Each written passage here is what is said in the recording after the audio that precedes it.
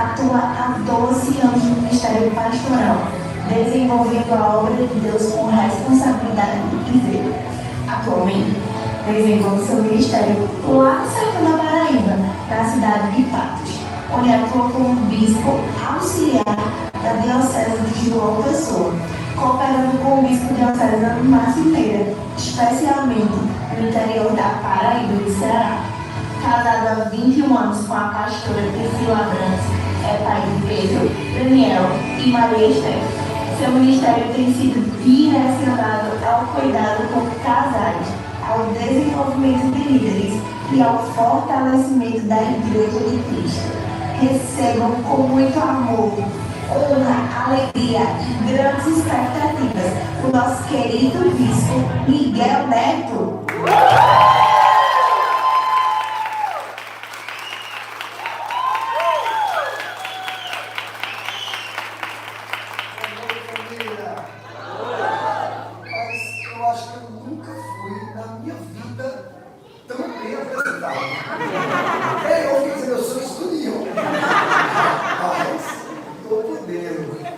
Olha, eu preciso dizer para vocês que essa noite tem sido muito especial para mim.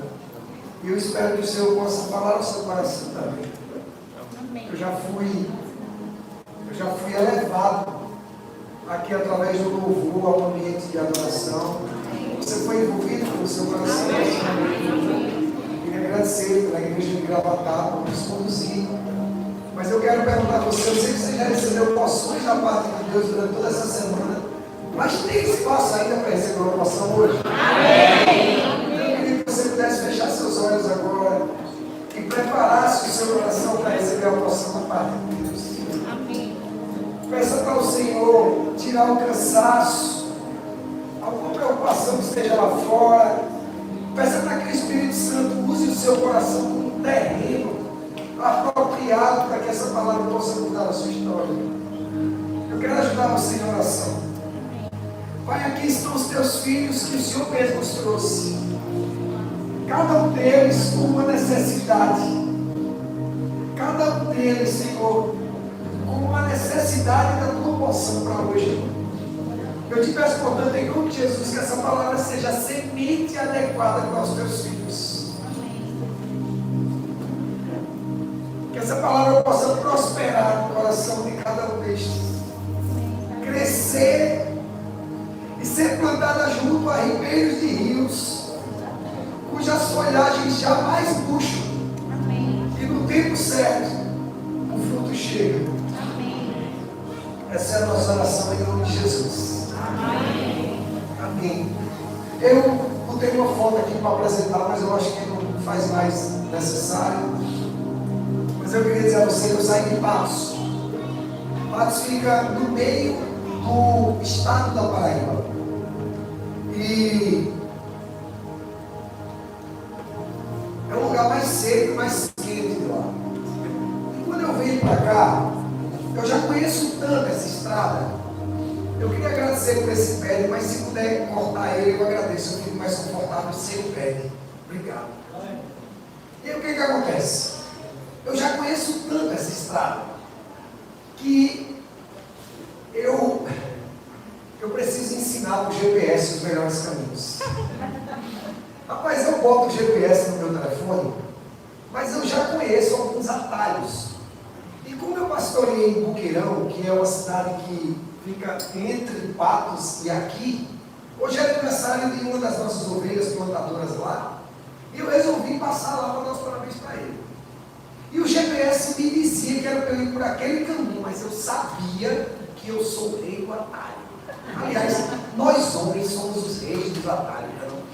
O GPS fica dizendo, entra aqui, caramba, rapaz, quem diz aqui sou eu, sei do atalho maravilhoso. Às vezes está errado. Mas eu conheço os atalhos. Gente, vocês têm noção que eu consegui diminuir 57 quilômetros de Patos até Boqueirão pelos meus atalhos. Brinca. Tudo bem. Não era as melhores estradas. Isso aqui está bem melhor. Não eram as melhores estradas. Era estrada de terra. E eu venho de moto. Eu amo moto. Então, eu economizei 57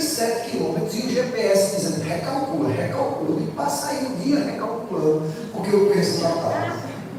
Cheguei, dei um abraço no meu primo, foi muito bom, dei um cheiro nele, e eu parti para cá. E quando eu vim para cá, a mesma coisa. Se eu pegasse de Buqueirão para Queimadas, para pegar a BR-104, eu ia rodar 110 quilômetros até chegar ao lugar que eu ia fazer com 45, cortando o atalhozinho. Tudo bem.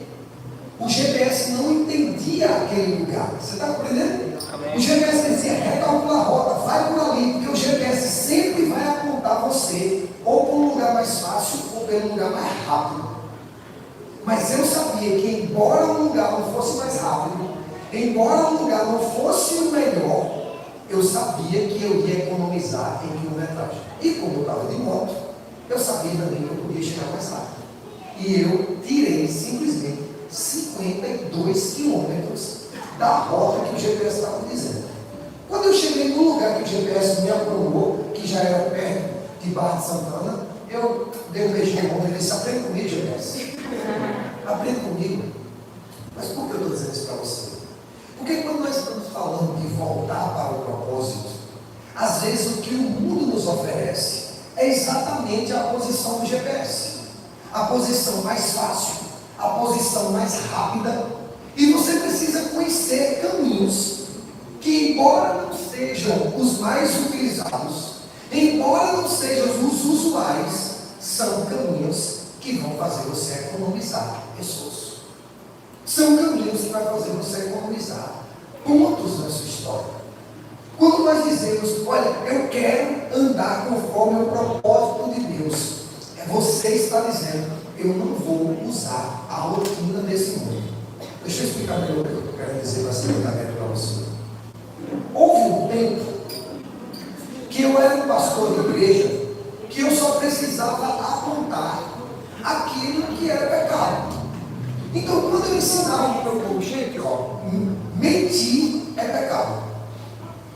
Amém, gente? Mentir é pecado? Amém. Mentir é pecado. O que o meu povo respondia quando eu ensinava isso?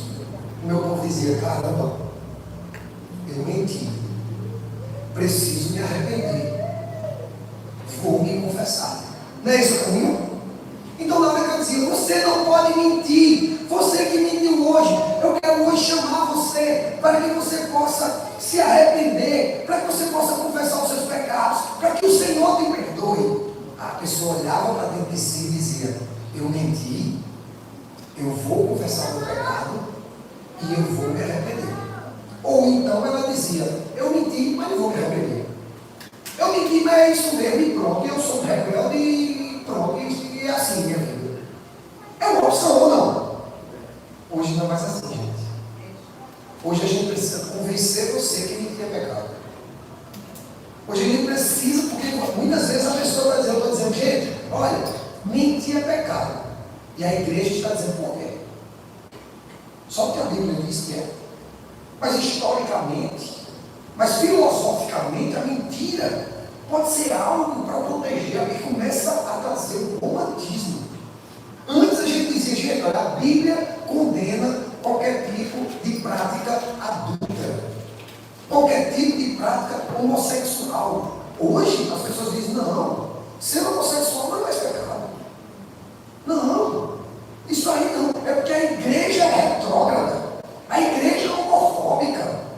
E termina agora a gente precisando convencer você de que você está em pecado, para poder se confessar. Gente, o caminho é longo, viu? Eu prefiro a estradazinha de terra, que faz a gente ser levado para um lugar, embora mais devagar, mas um lugar seguro. Amém. E talvez seja essa a ideia, gente. Olha como é que acontece essa semana, pastor Pedro. Essa semana uma pessoa veio para o gabinete do casal e disse, bispo, nós queremos sua bênção, porque nós vamos morar juntos. Eu disse, vocês vão casar? Ele disse, não. Nós vamos só morar juntos. E vocês querem minha bênção? É o GPS do mundo está dizendo que agora é tranquilo se juntar. O GPS do mundo diz, oxe, para que casar? O GPS do mundo diz, para que isso? O GPS do mundo diz, acelera, homem, vai, adianta aí. Hoje ninguém fala mais nesse negócio de roupa branca para casar, não. Adianta. que eu amo que as pessoas me rendam graças através do sacramento do matrimônio. Amém. Mas agora o que eu tenho que convencer você, nesse culto? De que casar é algo que Deus requer de você.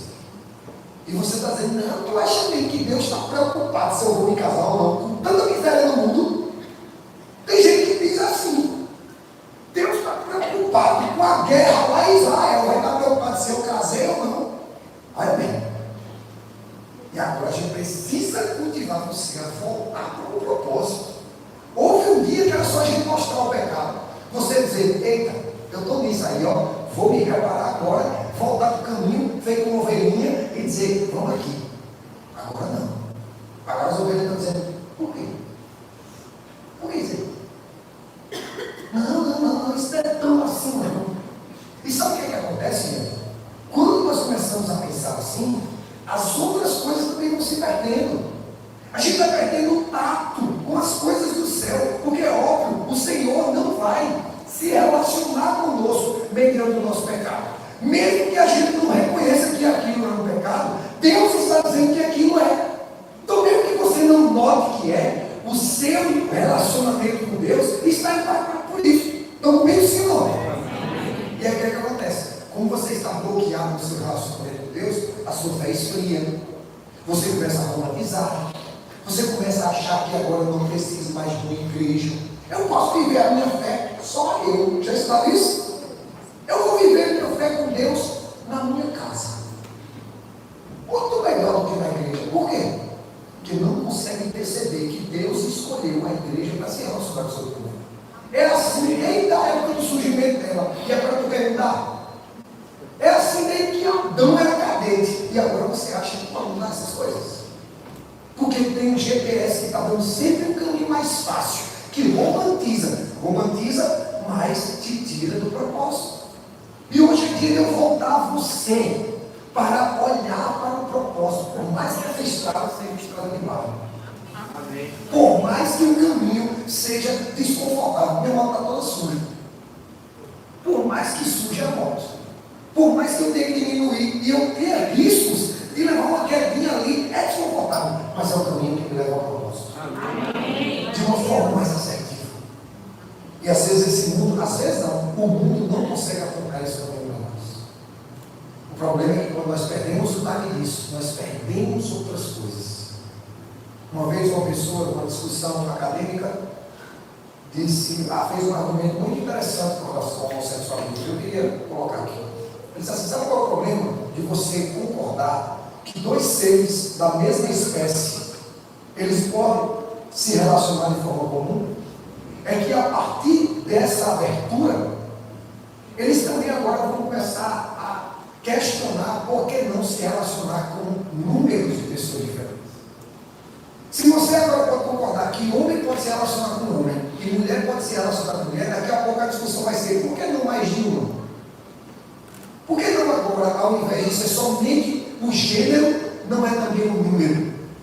E daqui a pouco, sabe o que vai começar a acontecer? E no exterior já está acontecendo. As pessoas vão querer casar com animais de outras espécies. Por quê? Porque você perdeu o padrão ali, ó, e as outras coisas estão se demonstrando. Você perdeu o padrão de homem e mulher. E agora, como você romantizou essa ideia de que homem pode com homem e mulher pode com mulher, agora também pode mais de um, agora pode com 2 ou com 3, agora você pode casar com 2 ou com 3, e você começa a questionar isso, e por que não casar com um cavalo? E você vai deturpando, você vai mudando. Já tem gente dizendo, eu quero casar com minha gata. Não minha gata, como a gente usa aqui, mas minha gata animal. Fica imaginando uma discussão, né? De um jumento, de uma pessoa com uma gata. Esse casamento não tem como dar muito certo. Mas por quê? Porque se perdeu o ponto inicial. Você sabia que a maioria das trajetórias de navio antigamente, elas se perdiam em 1 grau. Se perdiam em um minúsculo grau do lugar. E elas caíam num lugar totalmente diferente. Porque um pouquinho, a longa distância, faz com que você chegue num destino muito diferente. Um pouquinho da mudança da sua vida diferente daquilo que Deus está chamando para viver, ao longo da sua vida, pode fazer que você se chegue num lugar muito distante do propósito que Deus tem para você. Amém. Então nós precisamos fazer o quê? Nós precisamos cuidar em estar dentro do propósito. Se eu estou falando sobre pecado, agora eu quero falar sobre graça. Porque houve, na época que eu me converti, o que é a graça? A graça é o impulso que Deus nos dá para nós acertarmos. É um favor que Deus nos faz para que a gente possa ir no lugar que Ele quer para nós. Isso é graça do meu tempo. Mas sabe o que é graça nesse tempo atual? Graça é uma desculpa divina para que eu fique no lugar onde eu estou. Ao invés de ser uma mola propulsora, como se houvesse um muro, e esse muro é o meu pecado. A graça é a mola que me faz pular esse muro e dizer: eu consegui. Hoje não. Hoje a graça é a desculpa, a muleta que nós utilizamos para dizer: Deus me aguenta. Deixe eu do jeito que eu sou, porque Deus me tolera. Não é assim ou não? Para você não mudar, qual é o argumento que você usa? A graça de Deus. Tem gente que para não mudar nada, sabe o que ela faz?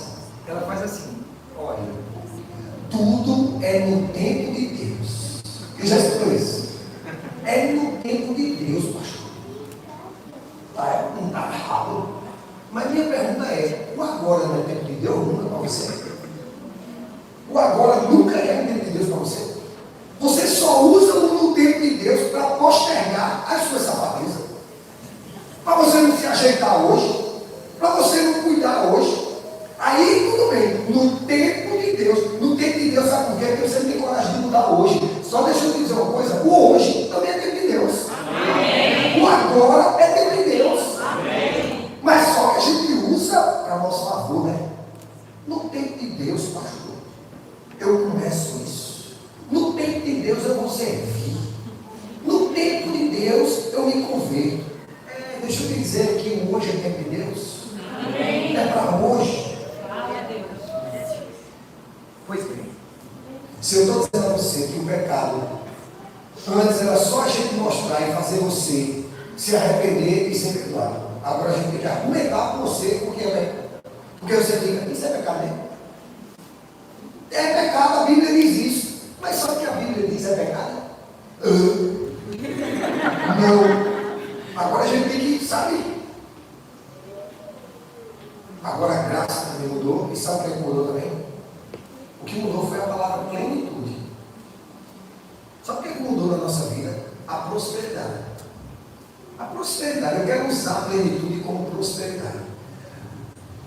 A ênfase da prosperidade é extremamente financeira. E nós olhamos de uma forma muito errada para a prosperidade. E é esse lugar que eu quero tratar com vocês hoje. O ano que vem é um ano de frutificar. Isso é um grande nome para dizer que é um ano de você prosperar, viu? Amém. Olha, deixa eu dizer uma coisa para você. Quando nós colocamos esse quadro aqui, não é somente para essa igreja.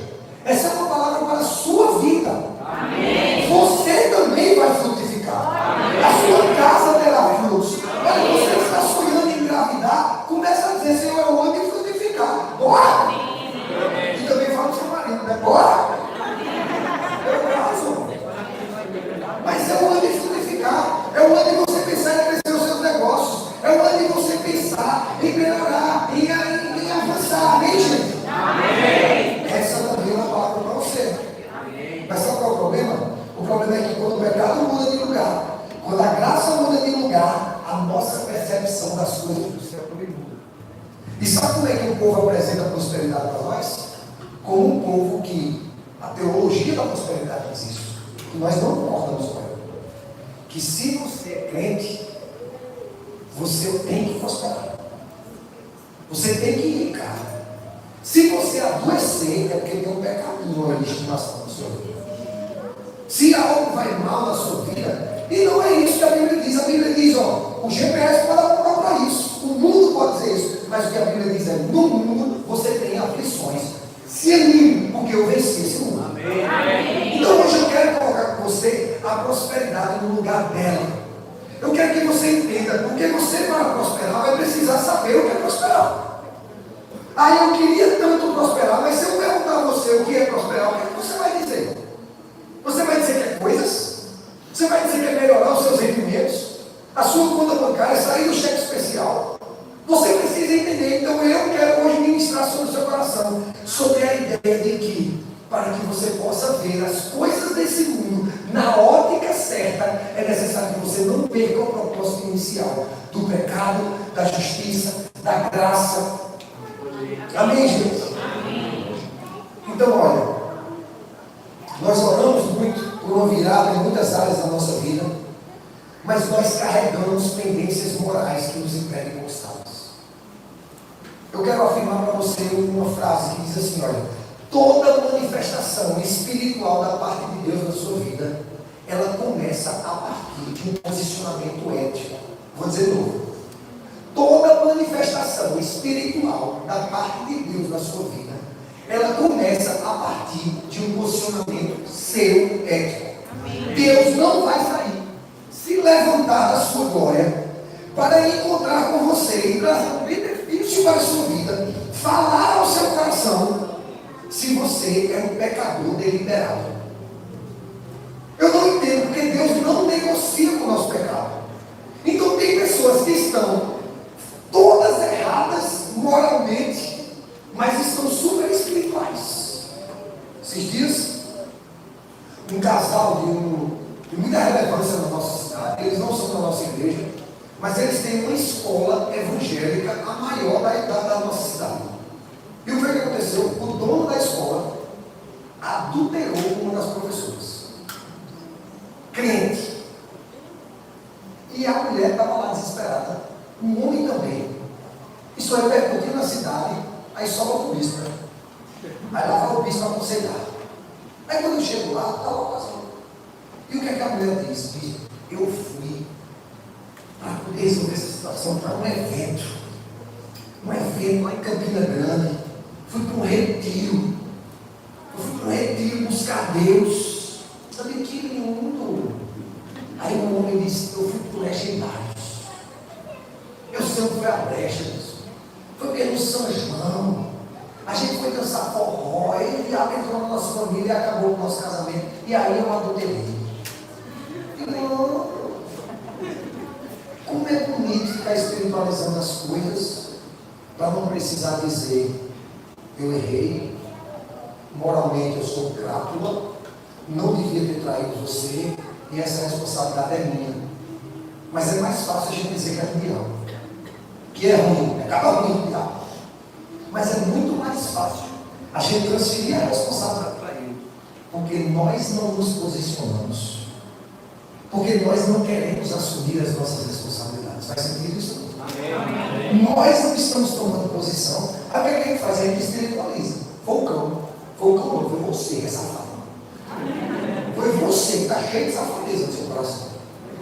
Então não foi o cão. Agora o cão vai se aproveitar desse seu miguezinho aí e vai ficar dando um negocinho para você cair. Porque ele está vendo a preservar. Ele já está vendo você ali querendo seguir o GPS. Aí ele recalcula aqui. Fundo. E aí você vai perdendo prosperidade. Você vai perdendo a capacidade de prosperar. A gente vai perdendo isso. E hoje eu quero fazer algo muito engraçado com você. Porque eu resolvi trazer para você um grande exemplo de uma pessoa próspera. Um exemplo da pessoa mais próspera. Fora Salomão, que a Bíblia diz que Salomão foi mais próspero. A pessoa mais próspera que eu já vi na Bíblia. E você deve estar imaginando algumas pessoas. Deixa eu dizer o nome dele. Jó. Não, mas sério mesmo. O Senhor vai usar o exemplo de Jó para falar sobre prosperidade. Um homem que perdeu tudo. Tem uma música da Argentina latina. Jó, como pode ainda adorar? Se não tem motivos para cantar, adora esse Deus e morre. Meu Deus, misericórdia. Eita, filhinha miserável, viu? Eita, Jó sofrido. Pois eu quero hoje tirar o GPS de alguém que disse para você que Jó é um coitadinho, que Jó perdeu tudo. Porque nós conhecemos Jó como Jó que perdeu tudo. É assim não? Mas eu quero trazer para você uma outra imagem desse homem. Eu quero apresentar para você um homem que não perdeu tudo. Um homem que sustentou o que deveria. Amém. Um homem que não abriu mão daquilo que importava. Amém. Esse é Jó. Esse é um homem próspero. Eu quero pegar o exemplo desse homem e ensinar para você que prosperidade não é uma ausência de crise. Prosperidade é uma marca para qualquer cristão. Amém. Prosperidade é uma marca de qualquer cristão. Você pode sim passar por áreas da sua vida e dizer que teve algumas aflições no meio do caminho. Mas se você pegar a sua vida toda, você sempre vai olhar para um ambiente que prosperou. Eu duvido que a sua vida hoje não seja melhor do que era há anos atrás. Então você prosperou. Agora sabe o que acontece? É que a gente coloca a prosperidade como um ponto casual da nossa vida e o sofrimento como se fosse a nossa história. A gente não esquece dos sofrimentos. Sabe, a pessoa faz, é assim ou não é? Você faz 99% para as pessoas. Aquele 1% que você não fez, o que é que acontece com a pessoa? Ela segura, se afasta de você e diz que você é um traído. Você fez 99%. É assim ou não? E aí o que é que acontece? Nós nos agarramos sempre ao que falta, ao invés de nos agarrarmos para tudo aquilo que as pessoas nos concederam, tudo aquilo que nós já experimentamos. Hoje eu quero mostrar a você como uma prosperidade se manifesta na sua vida. Você acha mesmo que Deus te fez para prosperar? Quem acha que Deus te fez para prosperar? Talvez você olhe para a sua vida hoje e diga assim: irmão, Deus não tem prosperidade para mim não. Então eu queria que você escutasse a voz de Deus agora. Você crê que a Bíblia é a palavra de Deus? Amém. Então deixa eu te mostrar que é plano de Deus que você prospere. Olha o que diz esse texto aí, Jeremias capítulo 29, versículo 11. Isso é para quem crê que a Bíblia é a palavra de Deus. Diz assim, ó: porque eu é que sei os planos que eu tenho para vocês, diz o Senhor. Planos de fazê-los prosperar. Quais são os planos de Deus? Fazê-los prosperar. Não é plano de lhe causar dano, é planos de dar-lhes esperança e um futuro. Quem pega essa palavra? Amém. Então pega essa palavra na partida, porque Deus está dizendo para você, não é o GPS desse mundo não. Deus está dizendo: meu plano para você é de prosperidade. Amém. Mas o que é prosperidade? Aí começa a abrir os seus arquivos aí na sua cabeça. O que deve ser prosperidade? O que deve ser prosperidade? Eu tenho um outro texto para você que crê que a palavra de Deus fala com você. Está lá em 3 João capítulo 1, versículo 2. Olha só esse texto. Amados, gente, eu acho tão lindo quando Jesus chama a gente de amados. Quem é amado do papai aqui? Então essa palavra é para você. Amado. Cadê os amados de Jesus? Amado. Olha Jesus falando com você. Amado. Eu desejo que te vá bem em todas as coisas. Não, gente. Amado. Eu desejo que te vá bem em todas as coisas. Que tenha saúde.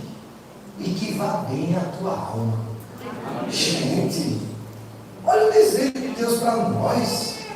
É um desejo de vida plena. A sua saúde indo bem, a sua alma andando. Mas sabe qual é o problema? O problema é que a gente aprendeu de um jeito diferente. A gente aprendeu que prosperidade chega a ser ter pecado. Você troca o carrinho, teu amigo chega para mim e vai estar roubando, né? É assim ou não é? Deve estar fazendo coisa errada, viu? Porque trocou de carro 2 vezes assim, ó. Deve estar com alguma coisa. Olha como é que a gente olha para a prosperidade. Nós olhamos como uma marca difícil. Sabe quando é que uma pessoa, quando vem dizer aqui que ele está trabalhando muito, alguma coisa desse tipo, sabe como é que a gente olha para ela?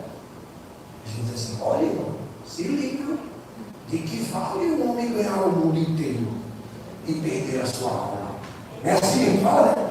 Mas a gente é crente demais. Sabe qual é o peso que a gente coloca? A gente coloca um peso como se fosse errado ganhar o mundo. Não é isso que o texto está dizendo. O texto está dizendo, pode passar isso, tem o outro texto aí, Marcos 8,36. Diz assim, ó, de que vale o homem ganhar o mundo inteiro e perder a sua alma? O Senhor não está dizendo que não é para você ganhar o mundo, não, gente. Ganhe o mundo, só não perca a alma. O problema é que você só consegue fazer uma coisa. Quando você começa a melhorar na sua empresa, você esquece do que você está fazendo com a sua alma. Aí é necessário que você perca tudo para poder vir de volta para cá. Pedir ao Senhor. Quando as coisas começam a dar uma melhoradinha, aí você esquece e já vai se distrair. Quer ganhar o mundo inteiro e agora não se importa mais com a alma. É assim ou não? Então Deus está dizendo, meu filho, ó, eu tenho um plano para você fazer prosperar. Ganhe o mundo. Só não perde a alma. Não se distrai não, cabeção. É isso que Deus está dizendo para cada um de nós. A prosperidade contempla esses dois lugares, gente. A prosperidade de ganhar o mundo e a prosperidade de preservar a alma. Amém. É isso que Deus está chamando para você. Então não é sobre ganhar o mundo, é sobre não perder a alma. Amém. Muitas vezes as conotações atribuídas à prosperidade no nosso contexto é sempre negativa. E você não pode apequeninar o que é prosperidade. Prosperidade não é um evento da sua vida, não é um ponto casual da sua história, não é quando você ganhou no bicho, jogou no negócio, isso não é prosperidade não. Prosperidade é uma marca de um homem fiel a Deus. Amém. Todo homem fiel a Deus prospera. Amém. Todo homem fiel a Deus prospera. Eu quero compartilhar 4 chaves que eu vejo na vida de Jó como marcas de prosperidade. Sim, aquele que é conhecido como o homem que perdeu tudo, nos apresenta uma porção poderosa de prosperidade. Eu quero compartilhar com você hoje. Você tem interesse nessa palavra? Amém. Jó capítulo 1, versículo 1 e 3, diz assim: na terra de Uz vivia um homem chamado Jó. Era um homem íntegro e justo. Temia a Deus e evitava o mal. Era o homem mais rico do Oriente. Note que nesse texto, ele está nos dando as 3 perspectivas que um homem precisa ser próspero. Primeiro, do caráter. Jó era um homem justo e íntegro. Jó era um homem que se apartava do mal. Olha a prosperidade espiritual. Amava a Deus e odiava o mal. Isso é prosperidade espiritual. E Jó era o homem mais rico do Oriente. Isso é prosperidade material. Sabe qual é o problema? É que você só quer a prosperidade material. Você não quer a prosperidade emocional, por isso está aí o Rivotril. E você não quer a prosperidade espiritual, porque é preguiçoso e não quer se desenvolver em Deus. Hoje você veio no dia errado. Me chamou porque quis, pastor Pedro. Você consegue ver plenitude aqui? Um homem que se apartava do mal, prosperidade espiritual. Um homem que era mais rico do Oriente, prosperidade material. Um homem que era justo e íntegro, prosperidade ética, moral. Aí você já vai notando aí se você é um homem próspero eticamente, uma mulher próspera moralmente, se você é próspero espiritualmente, ou se seu olho está deste tamanho somente para as coisas materiais. Aí o que é que acontece, gente? Presta atenção nisso. Satanás chega para Deus e diz assim: também é seu demais. Oxe, tem que servir desse jeito, tendo tudo? Jó só te serve porque tem tudo. Tira o que Jó tem, para tu ver se ele não tem amaldiçoa a Deus. Aí Deus disse para Satanás: Jó é um homem próspero. Não, ele só tem riqueza, por isso que ele te serve. O que é que Deus faz? Autoriza Satanás tocar em tudo de Jó. Só não deixa tocar na vida, só não deixa matar, mas deixa ele tirar tudo. Olha o que o texto diz, Jó capítulo 1, versículo 9 e 11. Será que Jó não tem razões para temer a Deus? Respondeu Satanás: bicho atrevido. Estende a tua mão e fere tudo que ele tem, e com certeza ele vai te amaldiçoar a face. Aqui está Satanás dizendo que o amor que Jó tem a Deus é condicionado às coisas que ele tem. Agora presta atenção nisso agora, por favor. Veja se a fala de Satanás não é muitas vezes a oração que você faz. Senhor, se eu passar nesse concurso, eu prometo que eu vou te servir. Senhor, se o Senhor me der esse emprego, eu prometo que eu vou te servir. Tem gente que fala assim, eu vou fazer um culto de ação de graça, se der certo. Aqui tem isso, né? Tem, seja perto, mulher deve ter tudo assim também. Sabe por quê? Veja se sua oração não é a fala de Satanás todinho. Satanás está dizendo, Jó só te serve porque tem as coisas. E a tua oração é para dizer, me dá as coisas, que aí eu te sirvo. Engoliu seco agora. A igreja chega. É muitas vezes isso que estamos dizendo a Deus. A mesma frase de Satanás. Estamos orando o que Satanás disse a Deus. Se o Senhor me der, eu te servirei. A gente acha que está fazendo a coisa mais certa do mundo. Está pegando o GPS pelo lugar mais longe onde Deus não está. Se você quer pegar a chave para entender o que é prosperidade, em primeiro lugar, você precisa entender que Deus precisa estar em primeiro lugar. Amém. A prosperidade na sua vida começa quando você coloca Deus em primeiro lugar. Aí agora eu quero que você avalie o seu domingo, que é o primeiro dia da sua semana. Se é um dia do seu descanso ou se é um dia do Senhor na sua vida. Amém. Eu quero que você avalie quantas vezes você negociou o domingo esse ano. Porque alguém chegou na tua casa. Não, mulher, não foi não, porque chegou a visita aqui. Deixa a visita lá, dispensa a visita, chama a visita, traz a visita, mas não negocie Deus em primeiro lugar.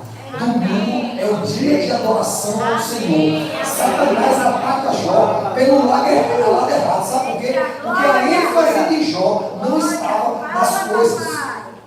Vamos para a Bíblia? Gente, olha que coisa linda esse texto. Presta atenção comigo. Seus filhos costumavam dar banquetes em casa, os filhos de Jó, um de cada vez, e convidavam as suas 3 irmãs para comerem e beberem com eles. Quando terminavam os banquetes, Jó mandava chamá-los e fazia com que eles se purificassem. De madrugada, ele oferecia holocausto em favor de cada um deles, pois pensava, talvez meus filhos tenham lá no íntimo pecado e amaldiçoado a Deus. Essas práticas eram constantes de Jó. Olha que coisa interessante. Jó não estava ficando careta e dizendo assim, não, meus filhos, nós somos crentes e a gente não vai usar aqui e não vai desfrutar da nossa riqueza não. Não, ele não proibiu os banquetes não. Ele dizia, meu filho, pode comer e beber aí. Riqueza é para isso mesmo. Bora, viaje, celebre, faça tudo o que for necessário. Mas quando terminava, o que a gente vai fazer? E orar. E orar. Você desfruta da comida que chega na sua mesa. Mas eu pergunto a você, quantas orações você faz com sua família pela comida que chega na sua casa? Jó, ele estava entendendo que tudo aquilo ali, que era muito bom, e os seus filhos se alegravam porque comiam e bebiam, era fruto das mãos de Deus. Você tem noção que aqueles filhos estão ali, sabe, comendo McDonald's, aquela farra toda, churrasco, depois o menino se despede e Jó ir para o quarto, colocar o seu joelho no chão e dizer assim, Senhor, se meus filhos pensarem em pecar, eu quero te pedir perdão no nome deles. Jó estava no sentido certo. Os filhos de Jó usufruíam da riqueza. E o problema não está nisso. Não há problema em usufruir da riqueza. O que há problema é você usufruir da riqueza e esquecer de que isso é provido espiritualmente. A maior prosperidade que um homem pode alcançar, queridos, é morar no céu. Amém. E Jó vai pelo lado certo. Olha, meu filho, esse banquete é muito bom, mas o mais importante que a gente precisa desfrutar aqui é a purificação para a gente poder morar no céu. Amém. Olha, meu filho, comemora, toma banho de piscina, era cada tigungão na casa de Jó, era aquele negócio todo, mas quando terminava, que estendia as toalhas, tudo ensopada, que pendurava as boias, Jó dizia, agora vamos para cá para a gente agradecer. Mas a gente orar, porque melhor do que tudo isso que nós estamos sofrendo aqui é quando a gente for morar no céu. Amém. Mas sabe como é que muitas vezes nós fazemos?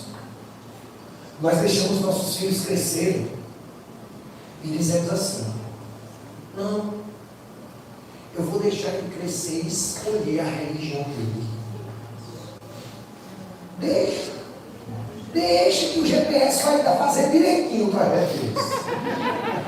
Deixa, quando ele for para a universidade, deixa. Meus filhos não têm opção não. Meus filhos, eles vão para a igreja. Meu filho completou 18 anos agora no meio. Ele completou 18 anos, tirou carteira, deu uma moto para ele. Aí, quando foi domingo, um domingo desse aí, tem 2 cursos na nossa igreja, de manhã e de noite. Daniel não foi para o culto de manhã.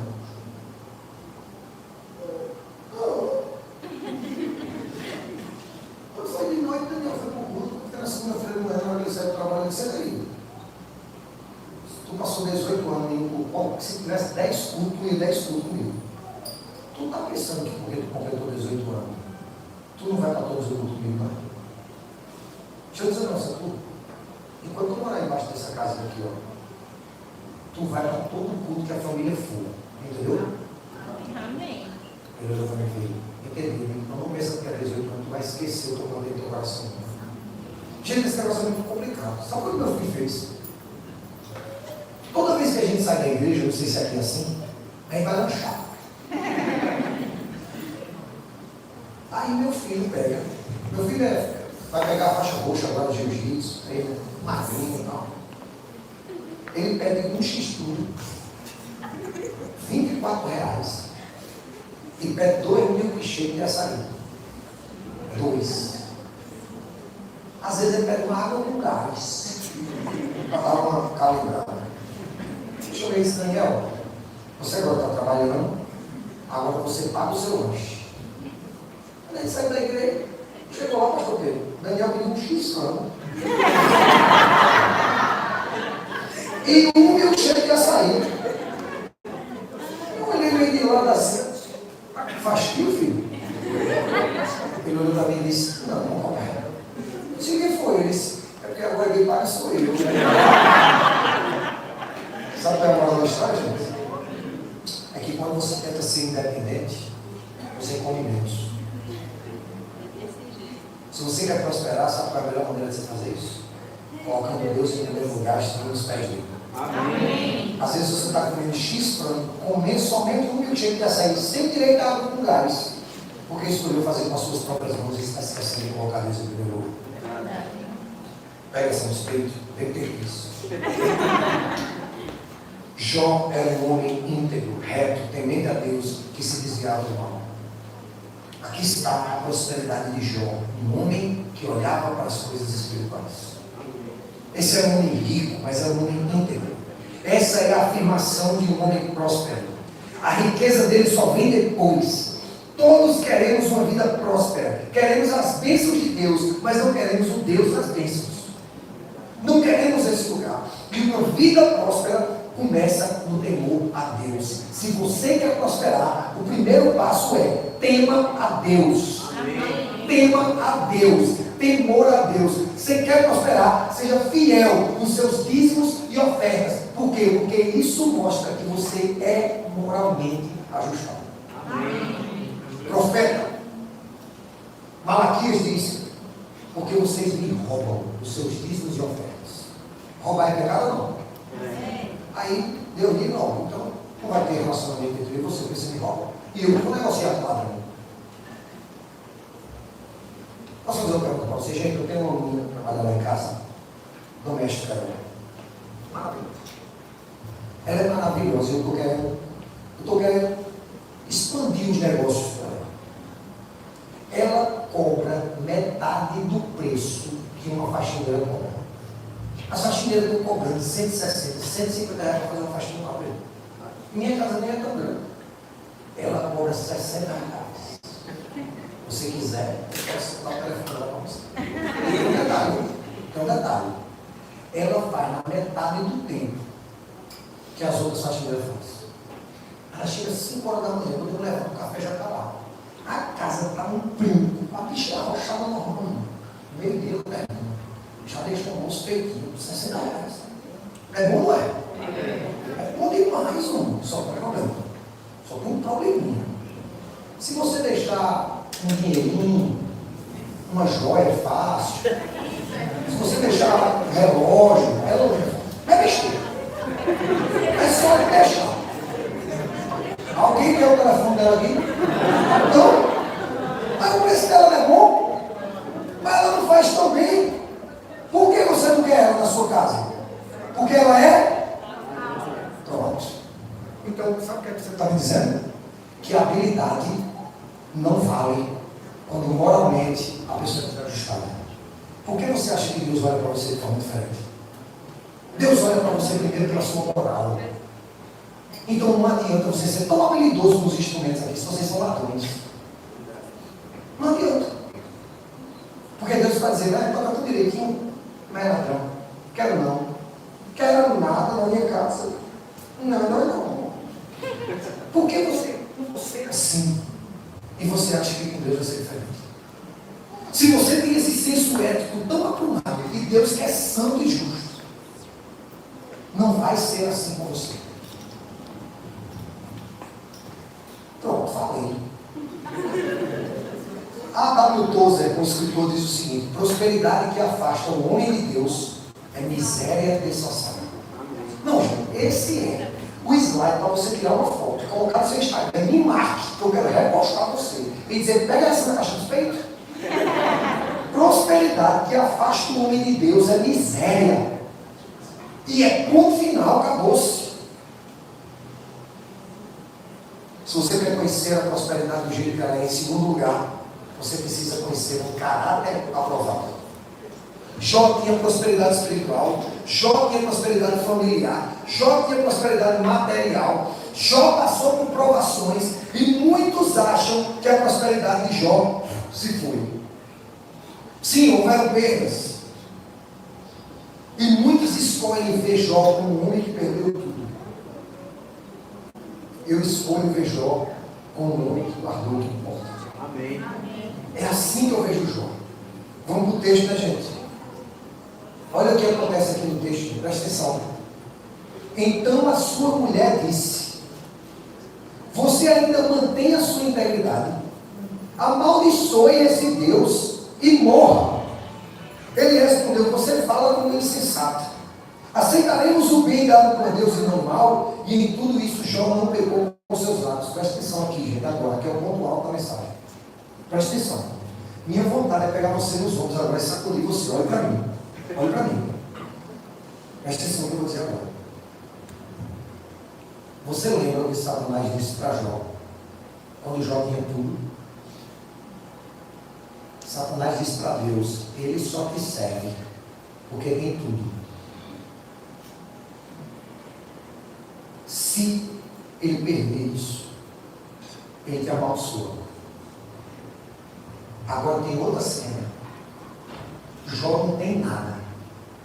Está doente. Perdeu os filhos, perdeu riqueza, perdeu gado, perdeu tudo. O que é que a mulher diz para ele? Amaldiçoa esse teu Deus e morre. Agora presta atenção. Não importa se você tem muito ou se você tem pouco. Sempre vai ter uma voz do inferno dizendo para você deixar Deus. Seja da mulher ou seja de Satanás. Não importa se você tem muito, não importa se você tem pouco. Sempre haverá uma voz para dizer: abandona esse Deus. E Jó está ali. Não abandono.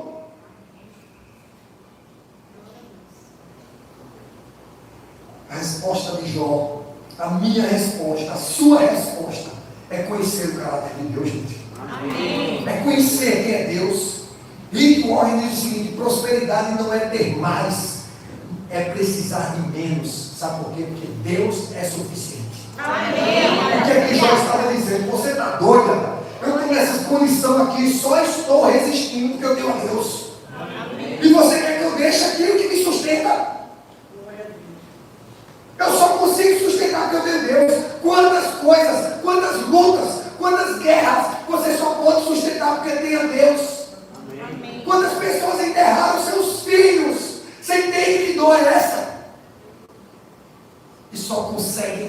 pequena até hoje, porque tem Deus. Eu fiz um enterro agora em Recife, de uma criança de 4 anos de idade. Eu disse, o que é que eu vou dizer? O que é que eu vou dizer para essa mãe? Sabe o que eu disse? Eu disse, gente, deixa eu dizer uma coisa para você, eu não vou justificar nenhum. Porque Deus é Deus. Eu só vim dizer aqui que o caráter dele é bom. E para a gente aguentar essa dor, só com ele. Só com ele. E a mulher estava dizendo, o que é que vale a pena tu ficar sustentando esse Deus, tu está nessa situação? Porque o olhar dela de prosperidade estava nas coisas. E o olhar de João estava dizendo, eu só consigo aguentar as minhas lutas porque eu tenho Deus. Amém. E você está aí, achando que só João pode. John Stott diz, prosperidade sem caráter é inflação de ego. Terceira chave para você vencer a prosperidade do jeito certo. Preste atenção nessa chave, gente. Essa chave é a que eu quero que você guarde no seu coração. Relacionamentos profundos. Nós estamos em um povo que descarta relacionamentos. A marca da miséria humana para a nossa geração. Pegue isso. Sabe o que é isso? É em nome da prosperidade as pessoas perderam os corações. Empresários que gastam a vida trabalhando e perdem o coração dos seus filhos. E por isso eles estão nas drogas. Médicos, enfermeiros, que de plantão em plantão, acabaram os seus casamentos, porque não cuidaram dos corações. Em nome da prosperidade, a voz que mais se escuta dentro de casa é: eu tenho que trabalhar, porque eu tenho que trabalhar, porque eu tenho que trabalhar, porque eu tenho que trabalhar. E em nome do que eu tenho que trabalhar, você vai perdendo o coração das pessoas que estão na sua casa. Coloca seu filho mais cedo na escola e ele passa o dia todinho lá, muitas vezes recebendo algo que é contrário ao que você pensa, sendo doutrinado politicamente, às vezes até, sendo educado de um jeito errado de se viver. Pega um GPS que é mais fácil, mas o caminho é o caminho que você deveria estar ensinando para ele. Isso está no time do Estado. Em nome do seu trabalho, em nome da prosperidade da família. Mãe dizia assim, morre na tuia. Mãe dizia, morre na tuia. Mas é do meu jeito. Do jeito que o Senhor me ensinou. Amém. E sabe o que aconteceu? Nós prosperamos. Aleluia.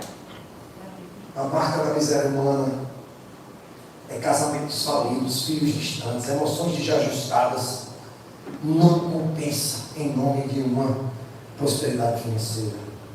Existem pessoas que estão tão falidas, gente, tão falidas, que a única coisa que tem é dinheiro. Prosperidade é chegar em casa e eu ver minha mulherzinha com a jarra de comida, um bucho pela boca. Minha mulher está grávida, gente. Só tem um problema, meu pai não sou eu. Não misericórdia não, muito glória a Deus. Eu vou explicar, calma. Nós decidimos emprestar a barriga da minha esposa para que a irmã dela, que não pode ter filhos, possa gestacionar sua filha. Nós fizemos uma fertilização in vitro e estamos aguardando a nossa sobrinha chegar a partir da barriga da minha mulher. Lindo, né? Porque isso é o que importa. Porque isso é o que importa. Tudo bem, há alguns dias aí que eu estou sentado na namoradinha. Minha mulher está com aquele humor maravilhoso de mulher grávida. Eu estou sofrendo. Mas eu consigo ver que o Senhor tem me sustentado para que alguém possa sorrir. Amém. Eu estou falando sobre relacionamentos profundos. A prosperidade é quando eu chego em casa e minha mulher está de cabelo molhado. Eu sinto o cheiro de cuscuz. O leite fervendo. Gente, você não tem noção como eu me sinto próspero.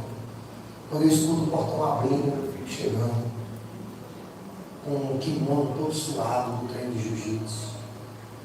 Você não tem noção como eu me sinto próspero quando eu tenho alguém para conversar e ser eu mesmo, sem precisar chegar aqui no púlpito e ficar, sabe, sem apresentar as minhas fragilidades, mas eu mostrando quem eu sou de fato. Isso é muito precioso. Você sabe que é uma promessa de Deus para você prosperar, que parte do seu relacionamento? Você sabia disso? Pois é. Há uma promessa de Deus. A maior prosperidade que nós podemos ter hoje é viver muito, né, gente? Né? Quem quer morrer hoje? Ninguém. Quem quer morrer o mais tarde possível? Todo mundo. Então veja, viver muito é um sinal de prosperidade, não é? Então olha só o que a Bíblia diz sobre viver muito. Honrai pai e mãe, para que se prolonguem os teus dias na terra. Então, está lá em Efésios capítulo 6, versículo 2 e 3. Eu acho que tem isso aí no slide. Olha o que Deus está dizendo aqui. Ó. Deus está dizendo que se você honrar seu pai e sua mãe, isso é relacional. Se você se relacionar bem com seu pai e sua mãe, você vai prosperar. E tu ainda não se relaciona com teu pai e tua mãe. Eu sou invocado por gente que passou o ano todo sem visitar pai e mãe, só vai visitar quando ele morrer. Aí eu vou passar caríssimo, porque ele deixou de visitar. E está desonrando. Você não vai prosperar. Porque é uma promessa de Deus para que os seus relacionamentos façam você prosperar. Eu vim pregar essa mesma mensagem aqui na nossa catedral, aqui, a catedral aqui de Vitória. E quem veio comigo foi um empresário lá de Campina Grande, que ele tem 3 restaurantes japoneses. E sabe o que é interessante? É que ele me ensinou que tem um prato lá que custa R$800. E que prato? Agora é um nome, eu não sei nem dizer o nome. Mas sabe qual é a comida? A comida é o fígado do ganso. Ixi, não tá lá em casa. Meu amigo, você já comeu? Foi? Eles não estão prósperos. Gente, é um nome assim. Aí o que acontece? Eles engordam o ganso à força. Ele bota no meio do ganso, até sem o ganso querer. Para o fígado do ganso ficar gorduroso. Depois eles pegam o fígado do ganso e servem como uma iguaria de um prato que custa R$800. Eu disse, é mesmo? Se é. E ele veio de moto com isso. Só que eu disse para ele, melhor do que poder pagar um prato como esse é ter você passando na mesa. Mesmo seja para comer cuscuz com tripa. Melhor do que poder pagar um prato como esse foi o caminho de moto que a gente fez até aquele. Melhor, gente, do que qualquer coisa que a gente possa viver foi o tempo que nós tivemos comendo pamonha com queijo na casa de vocês na Noruega. Para mim é um privilégio poder me aproximar. Relacionamentos profundos revelam prosperidade. Gente, eu estar aqui hoje compartilhando com você, apertando sua mão, sendo abraçado, fazendo conhecido, conhecendo você, para mim é um sinal de prosperidade. Amém. Receber esse convite para estar aqui, para mim, Deus está dizendo, olha como você vai prosperar. Você está agora emprestando seus ouvidos em 48 minutos de pregação. Para mim, Deus está me dizendo, olha como você é próspero, as pessoas te escutam. Amém. É assim que eu creio. Agora vamos para a história de Jó, para ver se ele é próspero ou não. Jó capítulo 2, versículo 11 e 13. Foram 3 amigos de Jó. Olha, a sugestão para quem está engravidando aí. Ó. Elifaz, de Temã, Bildade, olha que nome bonito para o menino, de Suá, e Zofá. É melhor do que Dami.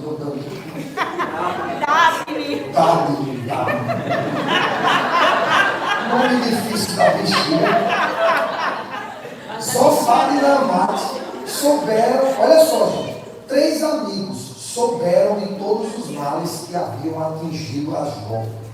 Saíram cada um da sua região e combinaram de encontrar para mostrar solidariedade a Jó e consolá-lo. Quando viram a distância, mal puderam reconhecê-lo e começaram a chorar em alta voz. Cada um deles rasgou o manto e colocou terra sobre a cabeça. Depois se assentaram no chão com ele durante 7 dias e 7 noites. Ninguém disse uma palavra, porque grande era o seu sofrimento. Sabe o que é prosperidade? É diante da luta, amigos saindo de casa para ir encontrar você. Amém. Sabe o que é prosperidade? É você ter um amigo que você hoje vai sair de casa para encontrar com eles e orar e chorar com eles. Amém. Isso é prosperidade. Prosperidade não é poder comprar uma pizza, é ter uma mesa cheia de quem comer. Gente, sabe o que é prosperidade? Ontem eu me senti próspero. Ontem foi meu aniversário. Gente, você não tem noção quantas mensagens eu recebi. Mas eu recebi um presente que alguns dos meus amigos me deram. Aliás, uma grande nação dos meus amigos me deram. Vou nem entender. Eu digo, obrigado, meus amigos, por esse presente maravilhoso. Eu sou vascaíno. Eu disse, foi um presente maravilhoso. Mas, gente, eu manguei dos meus amigos, não é bom. É bom. Eu vou nem se lascar todinho. Sabe o que é que eu estou querendo dizer para vocês, meus filhos? A melhor coisa do mundo é aquele ditado que diz: é melhor um amigo não passa do que amigos. Jó tinha amigos. E a minha pergunta para você: vocês têm? Você tem amigos que podem olhar para você e dizer uma palavra? Uma palavra. Olhar você irreconhecível, somente orar e chorar com você. Você tem amigos que você pode abrir o seu coração. Isso é prosperidade. Mas sabe o que é que muitas vezes a gente faz? A gente perde os amigos em nome da prosperidade.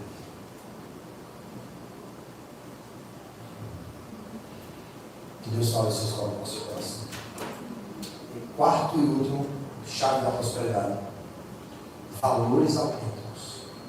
Que é dar valor às coisas que têm valor. Pare de dar valor às coisas que não têm valor. Pare de futilidade. Pare de distração. A prosperidade existe quando nós entendemos que prosperidade não é o que temos, é o que nos tornamos. Amém. Quer conhecer alguém? Dê poder a ela, não é assim?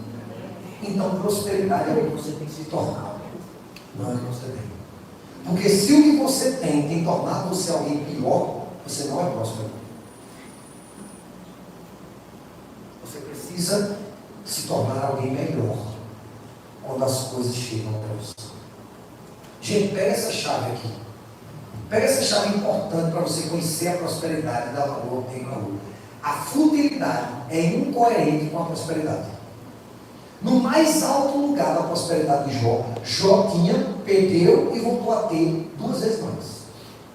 No ponto alto da segunda parte da vida de Jó. E aqui eu estou terminando.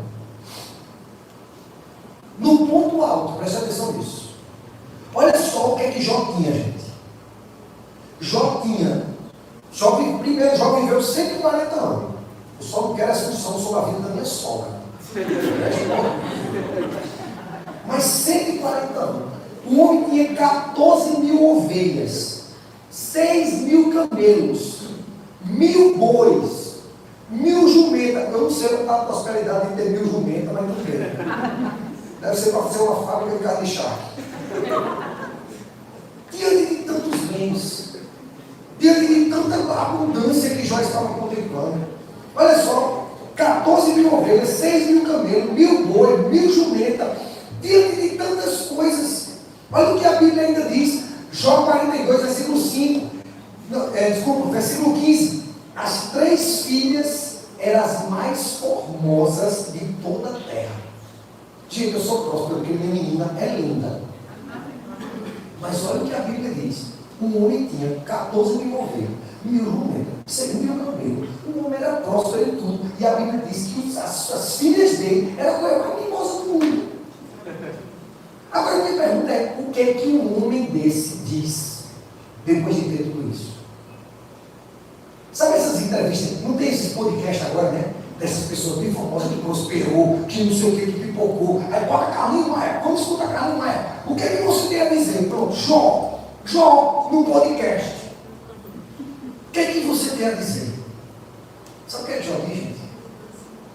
Jó diz assim: antes eu te conheci, eu ouvi falar disso. E agora os meus olhos te veem. Amém. Mas o cara está ali, topado de dinheiro, está ali cheio de coisa. A menina mais linda, tudo dando certo na vida dele. Qual é a palavra que ele diz? Antes eu só te conheci e ouvi falar. E agora os meus olhos te veem. Presta atenção no que eu estou dizendo a você. Aqui. Escuta isso, grava isso. Ano de frutificar. Ano de frutificar. Tem uma promessa para a sua vida em 2026 para você melhorar. Para você prosperar. Se no final das realizações que você está planejando para 2026, na realização dos seus sonhos que estão prestes a chegar, se na alegria da sua maior conquista, da superação maior da sua vida que você vai desfrutar, você não tiver intimidade e gratidão a Deus, você faliu. Você faliu. Porque só faz sentido para nós qualquer tipo de riqueza que chegue nas nossas mãos, se no final você dizer: Senhor, antes eu te conheci, eu ouvi falar, mas agora meus olhos têm. Eu consigo ver que tudo de bom está acontecendo à minha volta. É porque eu estou mais perto do Senhor. Amém. Aleluia. Prosperidade sem Deus é falência. E hoje eu quero convidar você. O Ministério Louvor pode me ajudar?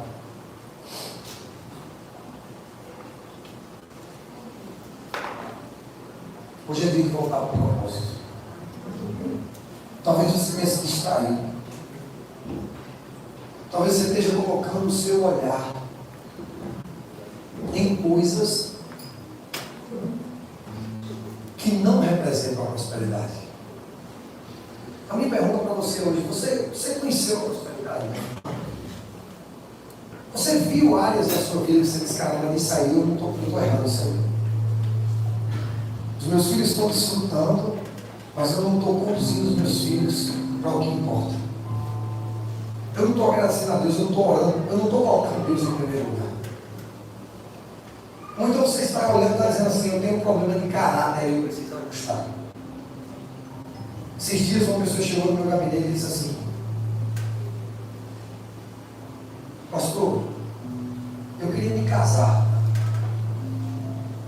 mas se eu me casar, eu perco uma pensão. Eu perco uma pensão que eu recebo. E aí o senhor sabe, né? Se eu perder essa pensão, como é que vai ser? Eu disse: eu sei como vai ser. Ela disse: o senhor sabe? Eu sei. Como é que vai ser? Deus vai te abençoar muito. Agora me pergunta se você ama Deus acima de todas as coisas para casar porque Ele ama, ou você não vai casar porque ama o dinheiro e está aprisionado a Ele. Você vai ter coragem de caminhar para a prosperidade de verdade? Ou você vai receber uma migalha de Satanás dessa pensão aí, que é indevida, você ainda é desonesto, porque essa pessoa não é tua. Você está vivendo como pessoa.